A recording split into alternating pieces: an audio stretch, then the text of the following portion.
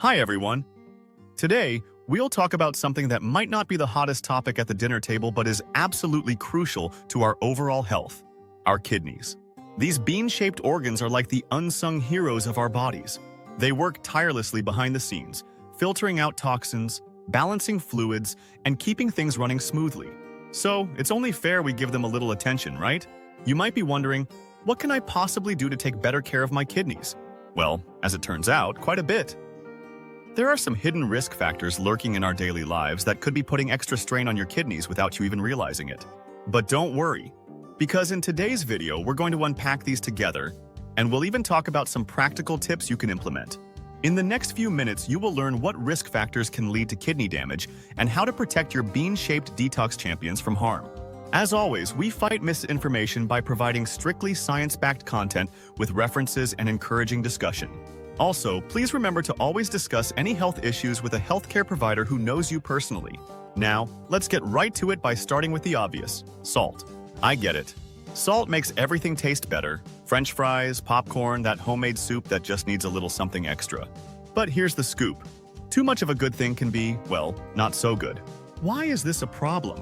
Our kidneys play a key role in regulating blood pressure by balancing sodium and water levels.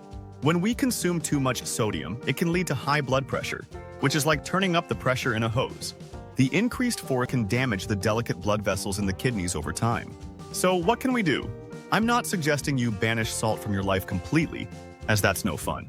But maybe start by being more mindful. Try using herbs and spices to flavor your food. Some good options are garlic, lemon juice, and fresh herbs. They can add incredible flavor without the extra sodium.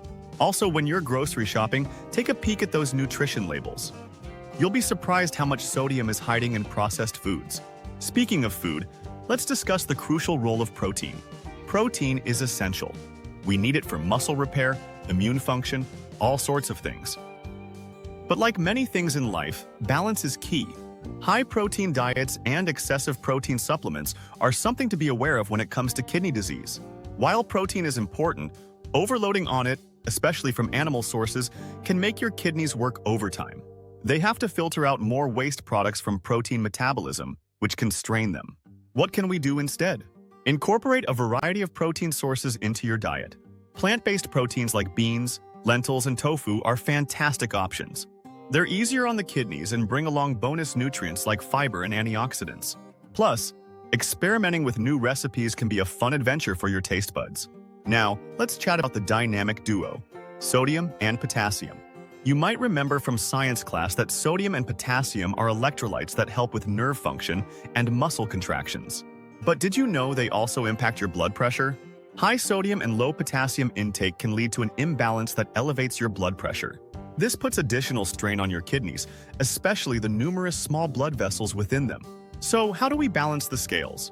Incorporate potassium-rich foods into your diet like bananas, sweet potatoes, spinach, and avocados.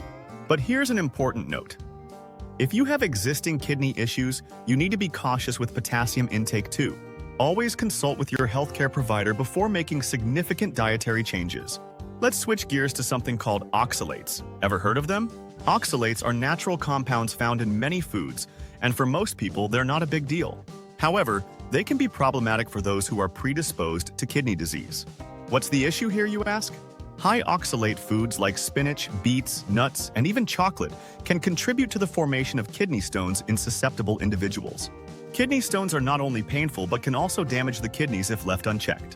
What can we do? The good news is that you don't have to cut these foods out completely. Moderation is your friend here. Pairing high oxalate foods with calcium-rich foods during meals can help reduce oxalate absorption. So enjoy your spinach salad with a bit of cheese. Next up, we have to talk about phosphate intake. Phosphates are found in a lot of processed foods and sodas. Phosphates act as preservatives and enhance flavor. But why should you care? Well, excess phosphates can lead to calcification in the kidneys, meaning calcium deposits, which can impair kidney function. The solution? Limit processed foods and opt for fresh whole foods whenever possible. Swap out soda for water, herbal teas, or natural fruit juices. Your kidneys, and your entire body actually, will benefit from this change. Now, let's talk about another sneaky risk factor for kidney disease: high uric acid levels. Uric acid is a waste product found in the blood. Most of it dissolves and is eliminated, but sometimes levels can build up. So, what's the concern? High uric acid levels can lead to gout and kidney stones, both of which can cause significant kidney damage over time. How can we manage this? Limit intake of high purine foods like red meats, organ meats, and certain seafood. Staying hydrated also helps flush uric acid from your system. Incorporate cherries and berries into your diet. They've been shown to help reduce uric acid levels. Now, let's talk about the annoying but necessary topic: weight problems. Carrying extra pounds isn't just about how your clothes fit. It has deeper health implications. Obesity increases the risk of developing conditions like hypertension and type 2 diabetes, both of which are leading causes of kidney damage. The kidneys have to work harder to filter waste in larger bodies. Remember, fat is also a type of tissue. The more fat there is, the more tissue there is to be flushed of toxins. But you don't grow extra kidneys when you gain weight, and that's a problem. This may be unpleasant for some people to hear, but accepting those extra pounds with pride won't do you any favor.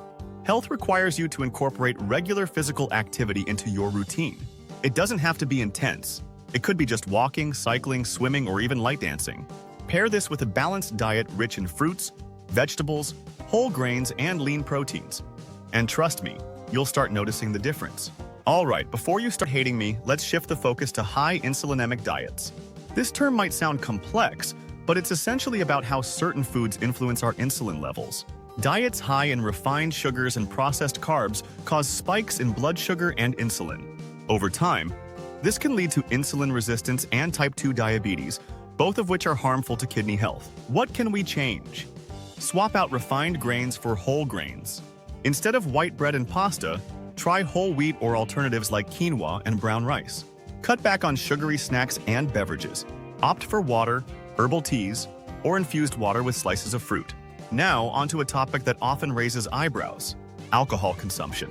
Enjoying a glass of wine with dinner can be part of a healthy lifestyle, but moderation is crucial. Why is excess alcohol a problem? Heavy drinking can lead to high blood pressure and liver disease, which in turn negatively impact the kidneys. Alcohol is also dehydrating, which can further impair kidney function. Stick to moderate drinking guidelines, preferably no more than 1 drink per day. Also, try to avoid drinking every day. Trust me, your kidneys, heart, and liver will be super grateful. We should also be conscientious about the influence of dietary patterns. Western-style diet, in particular, is notorious for its long-term health effects.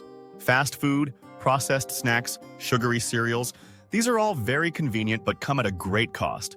The typical Western diet is high in saturated fats, sugars, and sodium, all of which contribute to the development of obesity, hypertension, and diabetes. So, what are the alternatives? Embrace dietary patterns like the Mediterranean diet, which emphasizes fruits, vegetables, whole grains, lean proteins, and healthy fats like olive oil.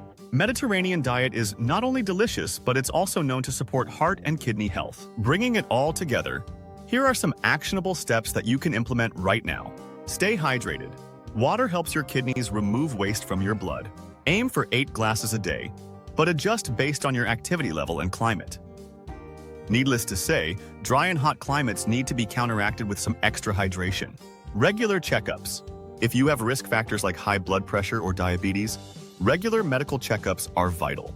Early detection can make all the difference as it can help address health issues before they cause irreversible damage. Read food labels. Become a savvy shopper. Understanding what's in your food empowers you to make healthier choices and take control of your sodium intake. Get moving. Find activities you enjoy. Exercise doesn't have to be a chore. It can be a fun part of your day. You can even do quick exercises at your desk or between Zoom calls. Mindful eating. Pay attention to what you eat and how it makes you feel. Slow down, savor your food, and listen to your body's cues. One way to pay attention to your body's responses is to always measure your pulse after a meal.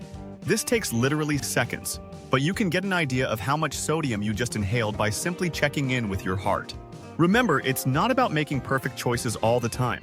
Life is meant to be enjoyed, and food is a big part of that enjoyment.